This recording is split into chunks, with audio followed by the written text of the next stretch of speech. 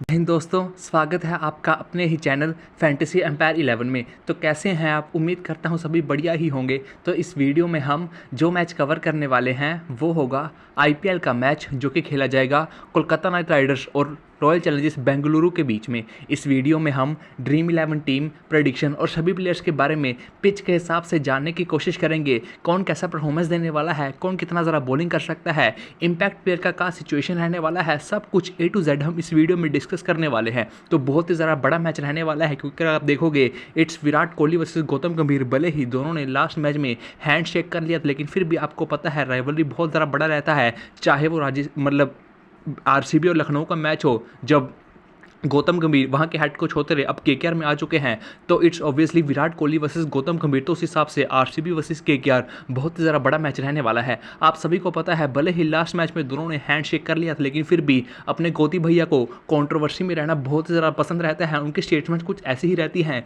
जिन पर बवाल मच ही जाता है, बहुत ज़्यादा कॉन्ट्रोवर्शियल स्टेटमेंट रहती है। जैसे आप देखोगे, इन्होंने लास्ट में ऐसी कुछ स्टेटमेंट्स दी थी जो बहुत ज़्यादा कंट्रोवर्सी में रही थी। इन्होंने ये बात कही थी कि आरसीबी ने कुछ भी अपनी लाइफ में उखाड़ा नहीं है, लेकिन आरसीबी शो ऐसा करते हैं कि इन्होंने बहुत कुछ उखाड़ लिया है और इनका माइंडसेट ऐसा है कि इन्होंने बहुत कुछ उखाड़ रखा है। मुझे उस माइंडसेट से, इनके उस मानने से बहुत ज़्यादा तकलीफ है और मैं उसको बिल्कुल भी सह नहीं सकता हूँ। देखो भाई, गोती भैया ने ऐसा शरेआम कहा था कि आरसीबी को लगता है कि उन्होंने बहुत कुछ उखाड़ा है, लेकिन उन्होंने बिल्कुल भी कुछ नहीं उखाड़ा है। और आरसीबी का जो ये माइंडसेट है कि हमने बहुत कुछ उखाड़ लिया है, मुझे उस माइंडसेट से बहुत ज़्यादा प्रॉब्लम है। तो गोती भैया की जो स्टेटमेंट रहती है आरसीबी के खिलाफ, वो बहुत ज़्यादा कंट्रोवर्शियल रहती है। इसलिए गोती भैया वर्सेस विराट कोहली बहुत ज़्यादा बड़ा मैच रहने वाला है। और गौतम गंभीर ने ऐसी स्टेटमेंट भी दी थी प्रेस में। इन्होंने कहा था कि मैं किसी भी टीम के खिलाफ हारना अफोर्ड कर सकता हूं, लेकिन मैं आरसीबी के खिलाफ बिल्कुल भी हारना अफोर्ड नहीं कर सकता हूं। मैं किसी भी कीमत पर आरसीबी के खिलाफ जीतना ही चाहता हूं। सो अपने गौती भैया है केकेआर को आरसीबी के खिलाफ किसी भी तरह जितवाना ही चाहते हैं। लास्ट मैच में केकेआर ने वन साइडेड डोमिनेट किया था आरसीबी को, लेकिन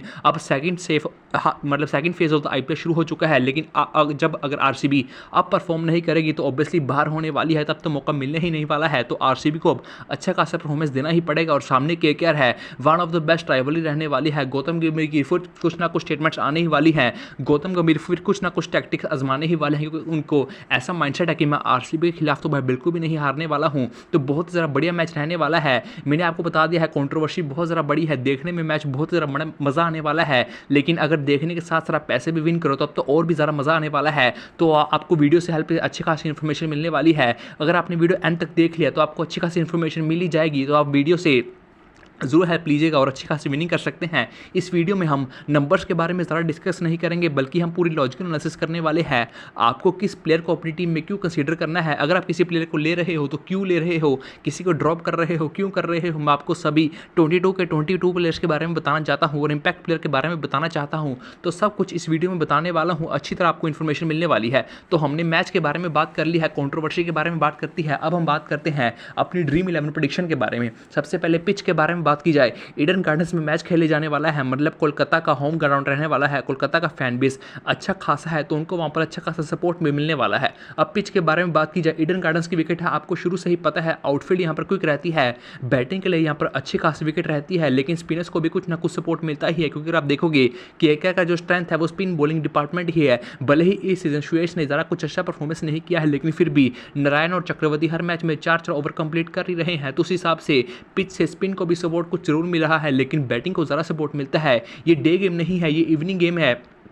तो मतलब ये डे गेम है, इवनिंग गेम नहीं है। तो डे गेम में ऑब्वियसली ड्यू जो है वो थोड़ी कम आने वाली है, और जो पिच है वो थोड़ी स्पिन को ज़रा सपोर्ट करने वाली है। अगर आप देखो जो केकेआर में मतलब ईडन गार्डन्स में बाकी मैचेस हैं वो नाइट को मैचेस ज़्यादा हुए हैं, सो नाइट में ड्यू आती है तो चेजिंग टीम को ईजी रहता है। तो इस मैच में मतलब दोपहर का मैच है, तो उस हिसाब से ड्यू कम आने वाला है और स्पिन को थोड़ा ज़्यादा सपोर्ट मिलने वाला है। तो आपको उस हिसाब से अपनी टीम क्रिएट करनी है। पिच जो है वो बैटिंग के लिए ही एडवांटेज रहने वाली है, लेकिन फिर भी आपको न्यूट्रल मानकर ही चलना है। बॉलर्स को भी कुछ ना कुछ सपोर्ट मिलने ही वाला है। नाइट गेम नहीं है, डे गेम है, तो ड्यू भी ज़्यादा नहीं आने वाला है। तो उस केस में चाहे सेकंड इनिंग हो चाहे फर्स्ट इनिंग में बॉलिंग को अच्छी खासी हेल्प मिल सकती है। तो उस केस में आप ज़्यादा अच्छा स्कोर एक्सपेक्ट मत कीजिएगा। जैसे लास्ट कुछ मैच में 200 प्लस लग गया है, भले ही इस मैच में भी वो ज़रूर से ज़रूर लग सकता है, लेकिन ज़रा ड्यू आने नहीं वाला है। और नाइट गेम नहीं है, डे गेम है, तो उस हिसाब से स्पिनर्स को भी सपोर्ट मिलने ही वाला है। केकेआर का स्ट्रेंथ भी स्पिन है, तो उस हिसाब से आपको पिच रिपोर्ट यही है। अभी के लिए बैट्समैन के लिए ज़्यादा फ्रेंडली है, लेकिन ड्यू नहीं आने वाली है तो उस हिसाब से बॉलर्स को भी सपोर्ट मिलने ही वाला है। ओवरऑल न्यूट्रल विकेट मान सकते हो, जो कि एक्स्ट्रा एडवांटेज जो है वो बैटर्स को देने वाली है।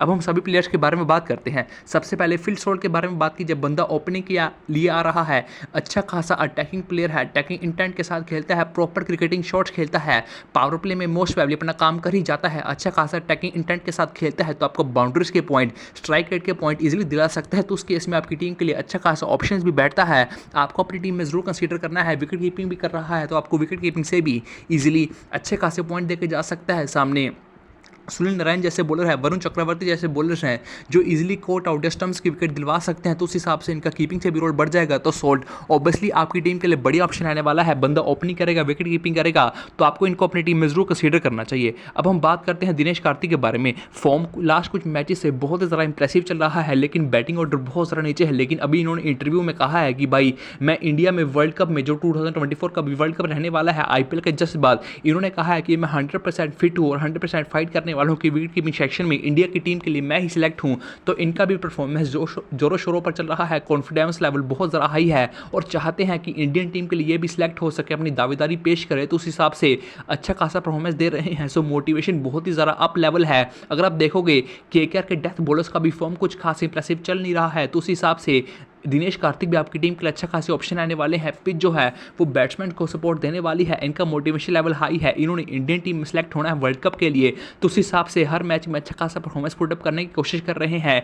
KKR के डेथ बॉलर स्टार का फॉर्म गंदा है। हर्षित राणा भले ही अच्छी खासी बॉलिंग कर रहे हैं, लेकिन हर्षित राणा से ज़्यादा एक्सपीरियंस दिनेश कार्तिक को है और दिनेश कार्तिक अच्छे खासे शॉट्स भी खेलते हैं। तो उस हिसाब से मुझे थोड़ा एज दिनेश कार्तिक का ज़्यादा लग रहा है पिच के हिसाब से, कॉन्फिडेंस के हिसाब से। तो अभी के लिए मैं दिनेश कार्तिक को भी अपनी टीम में कंसीडर करने ही वाला हूँ। सिलेक्शन परसेंटेज भी 81% है। वो लास्ट मैचेस में कुछ खास ही अच्छा परफॉर्मेंस पुटअप कर दिया है, उस कारण सिलेक्शन परसेंटेज है वो थोड़ा इंक्रीज हो गया है। लेकिन अगर आप स्मॉल लीग खेल रहे हैं तो मोस्ट प्रोबेबली आपके ओपोनेंट्स ऐसे भी हो सकते हैं कि इनको ड्रॉप करके आए। जैसे अगर आप 4 मेंबर खेल रहे हैं तो उस केस में आपके 2 ओपोनेंट इनको अपनी टीम में कंसीडर करने वाले हैं, 2 ड्रॉप करने वाले हैं, इस केस के ओपोनेंट्स आने वाले हैं। लेकिन अभी के लिए मैं कंसीडर करके चलने वाला हूँ और मैं आपको भी कहूँगा कि आप अपनी टीम में जरूर कंसीडर कीजिएगा। बैटिंग ऑर्डर भले ही नीचे है, लेकिन KKR की बैटिंग अच्छी है तो KKR अच्छा खासा स्कोर पुटअप करती है।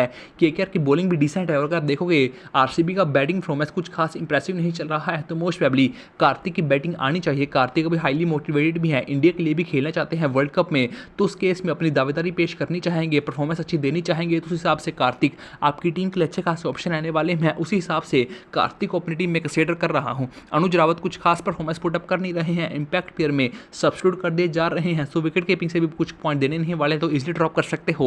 लेने का कुछ भी खास मतलब बनता नहीं है। अब नीचे गुरबाज के बारे में बात कीजिए, अभी तक मौका मिला नहीं है तो ड्रॉप कर सकते हो। कॉर्नर स्ट्राइकर भरत को अभी तक मौका मिला नहीं है, साल्ट नहीं बहुत ही ज़्यादा बढ़िया परफॉर्म किया है, तो अभी तक साल्ट ही खेल रहे हैं, आपको साल्ट को भी अपनी टीम में कंसीडर करना है। सो विकेट कीपर्स के बारे में बात कर ली है, साल्ट को जरूर कंसीडर करना है। कार्तिक को रिस्क लेकर ड्रॉप भी कर सकते हो। बैटिंग ऑर्डर बहुत ज़्यादा नीचे है, लेकिन अभी के लिए मैं ज़्यादा ड्रॉप नहीं करूंगा। मोटिवेशन लेवल हाई है, पिच जो है वो बैटर्स को सपोर्ट देने वाली है। KKR का डेथ बॉलिंग डिपार्टमेंट कुछ खास अच्छा परफॉर्मेंस पुटअप नहीं कर रहा है। जो प्लेयर्स परफॉर्मेंस अच्छा पुटअप कर रहे हैं, हर्षित राणा जैसे प्लेयर्स, उनका कुछ खास ज़्यादा एक्सपीरियंस नहीं है, उनके सामने दिनेश कार्तिक का एक्सपीरियंस और भी ज़्यादा अच्छा है। तो उस हिसाब से दिनेश कार्तिक आपकी टीम के लिए थोड़े और ज़्यादा बढ़िया ऑप्शन आने वाले हैं। पिच भी जो है वो बैटर्स को थोड़ा ज़्यादा सपोर्ट देने वाली है। अब ऑलराउंडर्स के बारे में बात की जाए, विराट भाई, फाफ भाई दोनों को ड्रॉप करना नहीं है। विराट कोहली तो लास्ट मैच में भी KKR के खिलाफ अच्छा खासा परफॉर्मेंस पुटअप किया था। CBC का बढ़िया ऑप्शन आने वाला है। स्पिन को, पेस को, सभी को बढ़िया खेलता है बंदा, इवन कैचिंग पोजीशन में भी रहता है, ओपनिंग करता है फाफ के साथ। तो ऑब्वियसली विराट कोहली को तो ड्रॉप करने का सवाल पैदा होता नहीं है। आप भी विराट कोहली को ऑब्वियसली ड्रॉप करने नहीं वाले हो। इवन आपके ओपोनेंट्स भी स्मॉल लीग में विराट कोहली को ही CBC करने वाले हैं, तो इनको ड्रॉप करने का कोई भी सवाल बनता नहीं है। अब फाफ के बारे में बात की जाए, परफॉर्मेंस डिसेंट पुटअप कर रहे हैं, कैचिंग पोजीशन में रहते हैं, आपकी टीम के लिए अच्छे खासे ऑप्शन आने वाले हैं। विकेट बैटिंग के लिए अच्छी खासी विकेट रहने वाली है। अगर आप देखोगे जो इनके पावर प्ले के बॉलर्स हैं KKR के, वो स्टार्क हैं, स्टार्क का फॉर्म गंदा चल रहा है। दूसरे से वैभव अरोड़ा है, वैभव अरोड़ा को भी कुछ खास अच्छा एक्सपीरियंस नहीं है। तो उस हिसाब से फाफ और विराट कोहली बहुत ज़्यादा सुपीरियर बैट्समैन है, तो आपको दोनों को अपनी टीम में जरूर कंसीडर करना चाहिए। दोनों पावर प्ले का अच्छा खासा फायदा उठा सकते हैं, क्योंकि वैभव अरोड़ा मोस्ट प्रोबेबली 3 ओवर अपने पावर प्ले में ही करते हैं। तो उस हिसाब से फाफ और विराट कोहली ऑब्वियसली ऑब्वियसली उनको धो सकते हैं, तो उस हिसाब से दोनों को आपको अपनी टीम में जरूर कंसीडर करना चाहिए। पिच भी इनको सपोर्ट देने वाला है, आउटफील्ड भी क्विक रहता है, जो अगर बैट से जो बॉल निकल गई वो ऑब्वियसली बाउंड्री को ही जाने वाली है, रुकने का चांसेस उसका बहुत ज़्यादा कम रहने वाला है। ईडन गार्डन से जो आउटफील्ड है वो बहुत ही ज़्यादा क्विक रहती है। अब बात की अय्यर के बारे में, अय्यर को भी मैं ड्रॉप करने नहीं वाला हूँ, भले ही लास्ट मैच में सिर्फ 11 रन का नॉक ही खेला था, लेकिन स्पिन के खिलाफ पेस के साथ सभी के साथ बढ़िया खेलते हैं। सिर्फ शॉर्ट पिच बॉल्स का ही खतरा रहता है, सामने लोकी है, जरूर वो शॉर्ट पिच बॉल्स का प्रयोग करने वाले हैं, लेकिन कोई और बड़ा थ्रेट नहीं है, सिर्फ लोकी ही थ्रेट है। तो उस हिसाब से अय्यर को अपनी टीम में कंसीडर करने वाला हूं। अच्छे प्लेयर हैं, टेक्निकली साउंड प्लेयर भी हैं, तो उस हिसाब से मैं अय्यर को ड्रॉप करने का रिस्क अपनी टीम से बिल्कुल भी नहीं लेने वाला हूं। तो अय्यर भी आपकी टीम के अच्छे खासे ऑप्शन रहने वाले हैं। रघुवंशी 18 साल का प्लेयर है, अच्छा परफॉर्मेंस पुटअप कर रहा है, वन डाउन बैटिंग करने आ रहा है केकेआर से, आप अपनी टीम में जरूर कंसीडर कर सकते हो। लेकिन अभी के लिए बहुत ज़्यादा यंग प्लेयर है और अभी के लिए ये बहुत ज़्यादा बड़ी राइवलरी भी रहने वाली है। तो बड़ी राइवलरी में एक यंग प्लेयर क्या पता कैसा परफॉर्मेंस पुटअप करके दे, क्या पता कैसा परफॉर्मेंस पुटअप करके ना दे, तो उस हिसाब से मैं इनको अपनी टीम में ज़्यादा कंसीडर नहीं करने वाला हूँ। वन डाउन बैटिंग कर रहा है, 18 साल का युवा है, अच्छा खेल रहा है, टेक्निकली साउंड प्लेयर भी है। ट्रेंट बोल्ट को अच्छे खासे चौके लगाए थे लास्ट मैच में राजस्थान के खिलाफ, से परफॉर्मेंस डिसेंट चल रहा है, आप कंसीडर कर सकते हो। लेकिन बड़ी राइवलरी है, राइवलरी में मोस्ट प्रोबेबली एक्सपीरियंस प्लेयर ज़्यादा परफॉर्म करते हैं, युवा प्लेयर थोड़े कम ही परफॉर्म करते हैं। तो उसी लॉजिक के हिसाब से अभी के लिए मैं रघुवंशी को अपनी टीम से ड्रॉप करने वाला हूं। अब रिंकू के बारे में बात की जाए, इंपैक्ट प्लेयर में खेल रहे हैं, इसके बारे में सब्स्टिट्यूट कर दिए जा रहे हैं, शायद थोड़ा इंजरी कंसर्न्स होगा जिसके कारण ये फील्डिंग नहीं कर पा रहे हैं। लेकिन आपको पता ही है कि रिंकू अच्छे खासे फील्डर्स हैं और 2-3 कैच तो पकड़ के देते ही हैं, लेकिन अगर फील्डिंग नहीं कर रहे हैं, इंपैक्ट प्लेयर में सब्स्टिट्यूट कर दिए जा रहे हैं, तो उस हिसाब से रिंकू को लेने का कुछ खास मतलब बनता नहीं है। बैटिंग ऑर्डर बहुत ज़्यादा नीचे है, इनकी ज़रा बैटिंग भी नहीं आती है मोस्ट ऑफ द मैचेस में, तो रिंकू को भी आप अपनी टीम से इजीली ड्रॉप कर सकते हो। पट्टीदार के बारे में बात की जाए, अच्छे खासे प्लेयर तो हैं, लेकिन फॉर्म कुछ खास इंप्रेसिव नहीं चल रहा है। अभी तक सिर्फ 1-2 मैच में ही परफॉर्म किया है, बाकी सभी मैचेस में बुरी तरह स्ट्रगल की है, तो इनको आप ड्रॉप कर सकते हो। देखते हैं कब वापस फॉर्म में आने वाले हैं, तभी कंसीडर कीजिएगा। अभी के लिए ज़्यादा रिस्क लेने का कुछ खास मतलब बनता नहीं है, तो ऑब्वियसली सिंपली आपको इनको अपनी टीम से ड्रॉप कर देना है। उसके बाद वेंकटेश अय्यर के बारे में बात की जाए, सिर्फ एक मैच में ही परफॉर्म किया है, वो भी आरसीबी के खिलाफ ही परफॉर्म किया था, लेकिन तब वन डाउन बैटिंग किया था, तब इनका बैटिंग अच्छा खासा आ रहा था। अब तो नारायण नहीं आउट हो रहे हैं, अगर नारायण आउट हो रहे हैं उसके बाद रघुवंशी आ रहे हैं, रघुवंशी धीरे खेलते हैं, टिक कर खेलते हैं, ज़रा अटैक को नहीं जाते हैं, तो उसके बाद वेंकटेश अय्यर आते हैं। सो वेंकटेश अय्यर का बैटिंग ऑर्डर थोड़ा नीचे डिप हुआ है, इनका बैटिंग लेट आ रहा है। अगर इनका बैटिंग लेट आ रहा है तो ऑब्वियसली हिटिंग को ज़रा जा रहे हैं, सो अगर हिटिंग को ज़रा जाएंगे अपनी विकेट फेंक सकते हैं, क्योंकि ये नेचुरल हिटर नहीं है, थोड़े टेक्निकली साउंड प्लेयर है, धीरे खेल कर टिक कर खेलना ज़्यादा पसंद करते हैं, क्रिकेटिंग शॉट्स थोड़े ज़्यादा खेलना पसंद करते हैं, अंधाधुन हिटिंग के लिए नहीं जाने जाते हैं। लेकिन जहाँ इनका बैटिंग आ रहा है उस केस में इनको हिटिंग करनी ही पड़ेगी, तब अपने विकेट फेंक रहे हैं। अगर आपको लगता है कि आरसीबी अर्ली विकेट्स लेने वाली है, जो कि अभी तक बिल्कुल भी नहीं हुआ है, तब आप इनको अपनी टीम में कंसीडर कर सकते हो। लेकिन जो चीज़ बिल्कुल भी नहीं हुई है वही आपको ग्रैंड लीग जिता कर देती है, तो आप ऐसे कॉम्बिनेशन जरूर ट्राई कर सकते हो। केकेआर का ओपनिंग टॉप ऑर्डर जो फ्लॉप, उनको अपनी टीम से ड्रॉप कर सकते हो। जो केकेआर का मिडिल ऑर्डर है, वेंकटेश अय्यर जैसे प्लेयर जिनका सिलेक्शन बिल्कुल भी ना के बराबर है, इनको अपनी टीम में जरूर से जरूर कंसीडर कर सकते हो। रिंकू का अभी सिलेक्शन कुछ भी नहीं है, इनको भी अपनी टीम में जरूर कंसीडर कर सकते हो। ऐसे केस में आपको ऐसा करना है, आरसीबी के ओपनिंग बॉलर्स लेने हैं, केकेआर का टॉप ऑर्डर ड्रॉप करना है और इनके मिडिल ऑर्डर का कंसीडर करना है, तब आपकी अच्छी खासी ग्रैंड लीग की टीम बन जाएगी। लेकिन अभी के लिए स्मॉल लीग से ड्रॉप कर दीजिएगा, बैटिंग ज़्यादा आ नहीं रहा है, नारायण अच्छी खासी परफॉर्मेंस पुटअप कर रहे हैं, रघुवंशी भी बढ़िया खेल रहे हैं, तो उस केस में इनका ज़रा बैटिंग आ नहीं रहा है। नीचे लोमरोर के बारे में बात की जाए, बैटिंग ऑर्डर नीचे है, भले ही अच्छा परफॉर्मेंस दिया है, लेकिन अभी के लिए ड्रॉप कर सकते हो। पॉइंट्स पोटेंशियल कभी भी कंसिस्टेंट नहीं रहता है, कभी कभी थोड़े पॉइंट ज़्यादा दे जाते हैं, लेकिन ज़्यादा मैक्सिमम मैचेस में कम पॉइंट ही रहते हैं, तो उस हिसाब से इनको अपनी टीम से इजीली ड्रॉप कर सकते हो। नीचे Chauhan, depending on situation batting order change होता रहता है, लेकिन बैटिंग ऑर्डर नीचे ही रहने वाला है, रिलायबल प्लेयर भी नहीं है, इजीली ड्रॉप कर सकते हो। राणा थोड़ा इंजरी कंसर्न्स चल रहा है, जिसके कारण आउट हो गए थे, जब खेलते हैं तब देखते हैं कैसा परफॉर्म करने वाले हैं। पांडे मौका मिल नहीं रहा है, प्रभु देसाई यंग प्लेयर हैं, टैलेंटेड प्लेयर है, लेकिन अभी इनको भी मौका मिला नहीं है। रदरफोर्ड को भी मौका मिल नहीं रहा है, Rutherford most probably Andre Russell की जो है रिप्लेसमेंट, रसल को तो ऑब्वियसली बाहर करने नहीं वाले हैं, तो रदरफोर्ड को भी मौका मिलने नहीं वाला है। तो रदरफोर्ड के बारे में बात करना बेकार है, तो ऑब्वियसली बैटर्स में मैंने अभी सिर्फ 3 बैटर्स को कंसीडर किया है। आरसीबी के ओपनिंग बैट्समैन को कंसीडर किया है, विराट कोहली, फाफ को, और केकेआर से अय्यर को अपनी टीम में कंसीडर किया है। ऑलराउंडर्स के बारे में बात की जाए, नारायण को ड्रॉप करने के बारे में सोचा भी नहीं है, ओपनिंग कर रहा है, लास्ट मैच में सेंचुरी भी मार कर आ रहा है, बैटिंग से कमाल के फॉर्म में चल रहा है, आरसीबी के खिलाफ भी अच्छा खासा परफॉर्मेंस पुटअप किया था, 4 ओवर कंप्लीट करने वाला है, इवन एक आधा ओवर डेथ में भी करने आ जाता है, 4 ओवर मोस्ट प्रोबेबली करने ही वाला है। दोपहर का मैच है, स्पिन को सपोर्ट मिलने वाला है, तो उस हिसाब से ये विकेट्स भी जरूर लेके जा सकते हैं। आरसीबी की जो वीकनेस है वो स्पिन है, आरसीबी की जो बैट्समैन अगर देखोगे स्पिन के सामने विकेट फेंकते ही हैं, तो उस हिसाब से नारायण भी आपकी टीम के लिए अच्छे खासे ऑप्शन रहने वाले हैं। बंदा ओपन कर रहा है, उसके बाद 4 ओवर कंप्लीट भी कर रहा है, तो और आपको क्या चाहिए। ओपनिंग से फॉर्म पर भी है, लास्ट मैच में सेंचुरी भी मारा था, और तो ऑब्वियसली आपकी टीम के लिए अच्छा खासा ऑप्शन रहने वाला है। नारायण को आपको अपनी टीम में जरूर कंसीडर करना है। इवन एक सेफ सी का भी ऑप्शन रहने वाला है। कैप्टनसी ऑब्वियसली आपको स्मॉल लीग में नारायण को ही देनी है। 4 ओवर करेगा, बैटिंग करेगा, बैटिंग में भले ही रिलायबल बिल्कुल भी नहीं है, अब इनका लक भी थोड़ा साथ दे रहा है। जब अगर ये इनकी बैट से कनेक्ट हो रही है तो ऑब्वियसली बाउंड्री के लिए जा रही है, लेकिन जो बॉल इनकी बैट से कनेक्ट नहीं हो रही है वो नो मैन लैंड में गिर रही है, तो विकेट मतलब जो फील्डर से थोड़ा दूर गिर रही है, तो विकेट लेने के चांसेस बन तो रहे हैं, लेकिन लकी ले रहे हैं कि वो नो मैन लैंड्स में गिर रही है, तो उस हिसाब से लक अच्छा चल रहा है, तो ऑब्वियसली आपको अपनी टीम में कंसीडर करना चाहिए। अब रसल के बारे में बात की जाए, बैटिंग उधर नीचे है, ऑब्वियसली हिटिंग के लिए ही प्रमोट होते हैं, लेकिन जब भी लोड पड़ेगी तो हिटिंग के लिए डेथ ओवर में प्रमोट करने ही वाले, तो इनका बैटिंग आने ही वाला है। मोस्ट प्रोबेबली लास्ट 2 से 3 ओवर में इनका बैटिंग आने ही वाला है, तो तब अच्छी खासी बैटिंग कर सकते हैं। बॉलिंग के बारे में बात की जाए, 1 से 2 ओवर ही बॉलिंग करेंगे, उससे ज़्यादा बॉलिंग इनको मिलने नहीं वाला है। सिर्फ 1 से 2 ओवर एक्सपेक्टेशन रखिएगा, उससे ज़्यादा इनसे बॉलिंग का एक्सपेक्टेशन रखेगा, मतलब ऑब्वियसली ऐसे ही प्लेयर रहने वाले हैं।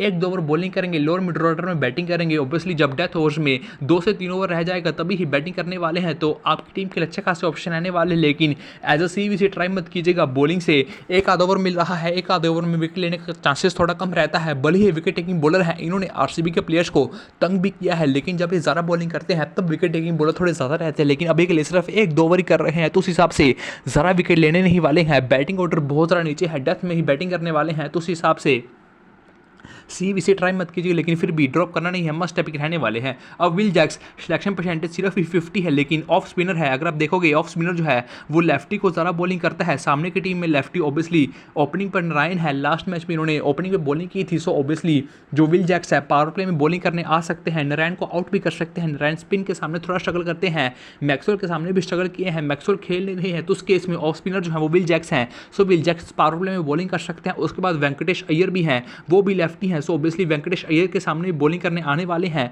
सो ये मोस्ट प्रोबेबली 2 से 3 ओवर तो करने ही वाले हैं और 1 डाउन पर बैटिंग करने वाले हैं। बैटिंग विकेट के अच्छे खासे प्लेयर हैं, हिटिंग अच्छी खासी करते हैं, तो आपकी टीम के लिए मस्ट टैप रहने वाले हैं। सिलेक्शन परसेंटेज भले ही 50 है, लेकिन फिर भी आपको अपनी टीम से बिल्कुल भी ड्रॉप करना नहीं है। इवन ग्रैंड लीग में आप एज अ सीवीसी भी जरूर ट्राई कर सकते हो।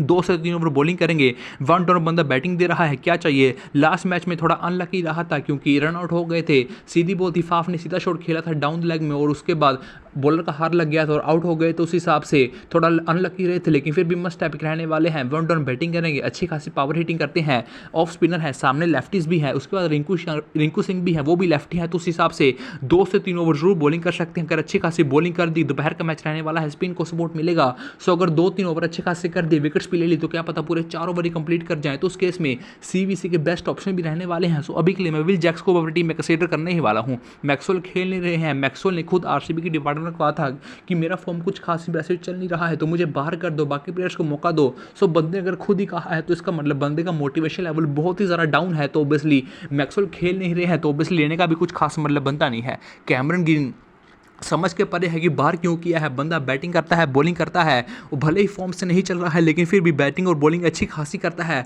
मुंबई के लिए देखा है कैसी परफॉर्मेंस पुटअप किया है, अभी न्यूजीलैंड के खिलाफ टेस्ट में भी दोहरा शतक मारा था, सो बैटिंग परफॉर्मेंस बहुत ज़्यादा इंप्रेसिव रहता है, अच्छे हार्ड हिटर बैट्समैन है। ऑस्ट्रेलिया के लिए भी अच्छी खासी बैटिंग करते हैं, मुझे समझ के बिल्कुल ही परे है बाहर क्यों बैठे हैं। मोस्ट अगर इस मैच में खेले तो मैं अपनी टीम में कंसीडर करने ही वालों हैं, अभी के लिए खेल नहीं रहे हैं, तो ऑब्वियसली लेने का कुछ खास मतलब बनता नहीं है। रमनदीप सिंह बॉलिंग कुछ खास कर नहीं रहे हैं, बैटिंग ऑर्डर नीचे है, कुछ खास ज़्यादा आ भी नहीं रहा है, ड्रॉप कर सकते हो।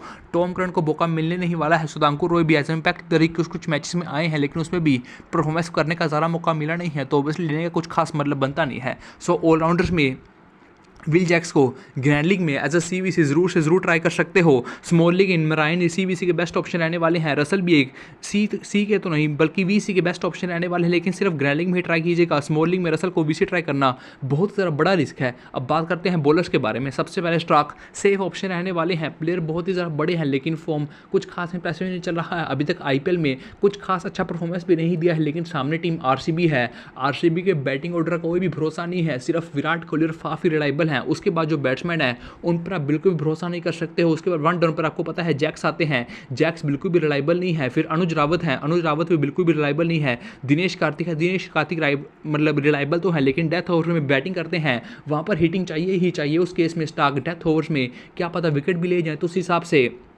आरसीबी का मिडिल ऑर्डर कुछ खास अच्छा परफॉर्मेंस पुट अप कर नहीं रहा है। रजत पाटीदार का भी फॉर्म कुछ खास इंप्रेसिव चल नहीं रहा है, तो स्टार्क अच्छी खासी विकेट लेके जा सकते हैं। तो उस केस में स्टार्क को अपनी टीम में कंसीडर करने वाला हूँ। स्टार्क को मैं ड्रॉप करने नहीं वाला हूँ। आरसीबी के डेथ बॉलर लोकी को भी मैं ड्रॉप करने नहीं वाला हूँ। लोकी अच्छी खासी बॉलिंग करते हैं, विकेट टेकिंग बॉलर हैं। डेथ में तो अच्छी खासी विकेट लेते ही हैं, अच्छी खासी बॉलिंग करते ही हैं। 2 ओवर तो डेथ में करने ही वाले हैं और शॉर्ट पिच बॉल्स का अच्छा खासा प्रयोग करते हैं। अय्यर को तंग कर सकते हैं। जब अय्यर बैटिंग करने आएंगे तो मोस्ट प्रोबेबली ये एक ओवर करने आ सकते हैं। तो उस केस में मैं इनको अपनी टीम में कंसीडर करने वाला हूं। कभी भी विकेट लेके जा सकते हैं, तो मस्ट टैप रहने वाले हैं। इनको मैं ड्रॉप करने नहीं वाला हूं।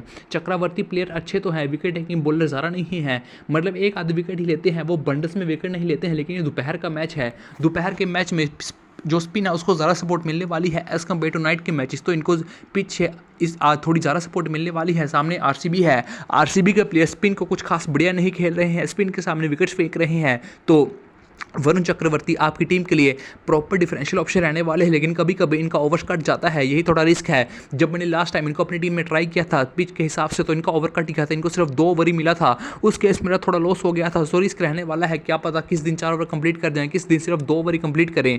अब जो सिचुएशन क्या रही है वो तो ये है, पिच से स्पिन को सपोर्ट मिल सकता है। आरसीबी स्पिन के सामने स्ट्रगल भी करता है, अच्छे खासी विकेट लेके जा सकते हैं। उस केस में 4 ओवर कंप्लीट करना चाहिए, लेकिन अय्यर के ऊपर है 4 ओवर इनको देंगे कि नहीं। तो अभी के लिए मैं इनको ज़्यादा कंसीडर नहीं करने वाला हूँ। सिलेक्शन परसेंटेज 55 है। कुछ लोगों ने अपनी टीम में ट्राई किया है, कुछ ने नहीं किया है। आप अपनी टीम में जरूर कंसीडर कर सकते हो। हर्षित राणा सिलेक्शन परसेंटेज केवल 43% है, लेकिन डेथ में अच्छी खासी बॉलिंग कर रहे हैं, रेगुलर बेसिस पे विकेट चटका रहे हैं।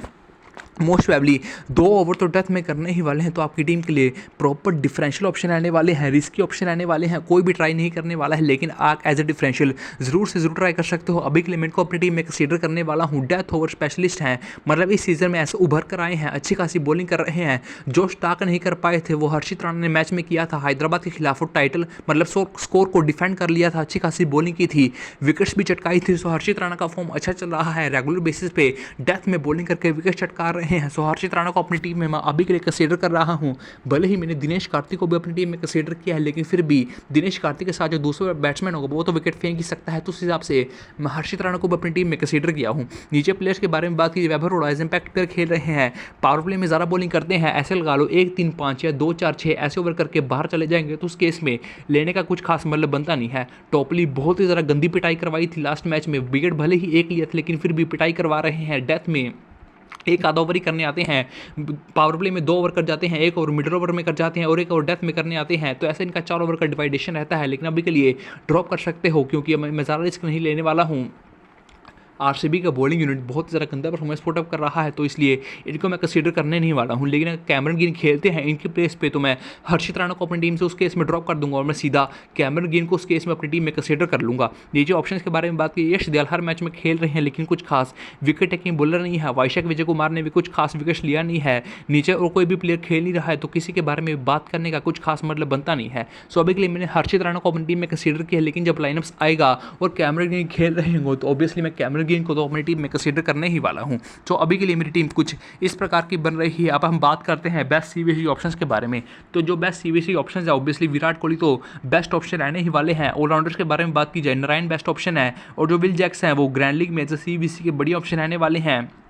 यही कुछ बेस्ट ऑप्शन रहने वाले हैं। कैप्टनसी ऑब्वियसली मैं अपनी सूर्य नारायण को देने वाला हूँ। ओपनिंग कर रहा है, किस्मत बढ़िया चल रहा है, बैटिंग से अच्छा खासा परफॉर्मेंस पुट अप करके दे रहा है, 4 ओवर कंप्लीट कर रहा है, दोपहर का मैच है, स्पिन को सपोर्ट मिल सकता है, तो उस केस में मैं सेफ जा रहा हूँ। नारायण को ही अपनी टीम का कैप्टन किया है। अब विल जैक्स को मन बहुत है वाइस कैप्टन करने का, सामने लेफ्टीज हैं, अच्छी खासी बॉलिंग कर सकते हैं, बैटिंग भी अच्छी खासी कर सकते हैं, लेकिन जैसे कि मैंने कहा बड़ी राइवलरी है विराट कोहली वर्सेस गौतम गंभीर है, तो ऑब्वियसली विराट कोहली तो परफॉर्मेंस देने ही वाले हैं। तो उस केस में मैंने रिस्क लिया है, विराट कोहली को अपनी टीम का वाइस कैप्टन किया है। बाकी पिच रिपोर्ट के हिसाब से हम अपनी टीम क्रिएट करने की कोशिश करेंगे। फाइनल पिच रिपोर्ट टेलीग्राम पर मिल ही जाएगा फाइनल प्लेइंग 11 के साथ। सो हमारी टीम में चेंजेस भी रह सकते हैं, तो वो आपको सभी टेलीग्राम पर मिलने वाला है। डिस्क्रिप्शन में सारे लिंक्स मिल जाएंगे, टेलीग्राम को जरूर से जरूर ज्वाइन कर लीजिएगा।